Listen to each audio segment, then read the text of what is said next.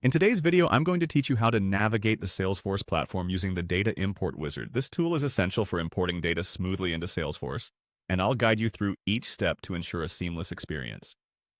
To start, open your browser and navigate to your Salesforce homepage. You can do this by entering the URL provided by your organization. Once you're on the homepage, look to the top right corner of your screen and locate the gear icon.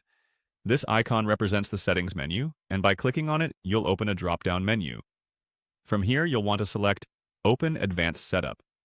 This option is vital as it gives you access to more detailed configuration settings. With the Advanced Setup interface open, you'll spot a search bar. Type in Data Import Wizard into this search bar, and it should display the relevant option almost immediately.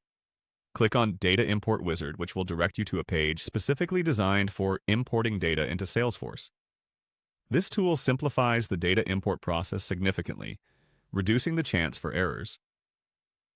Once you're on the Data Import Wizard page, your next step is to click on Import My Data. This button is your gateway to beginning the data import process. You'll immediately notice a Start button, and by clicking it, you'll initiate the setup for your data import journey. As you proceed, you'll be prompted to select the kind of data you wish to import. This could be contacts, accounts, or another data type based on your organizational needs. Selecting the right option is crucial as it dictates how Salesforce will handle the data. After making your selection, you'll click Next to proceed. For those working with leads data, ensure you choose leads in this step. Now click Next again to confirm your choice. At this stage, the system will ask if you have a .csv file ready for import.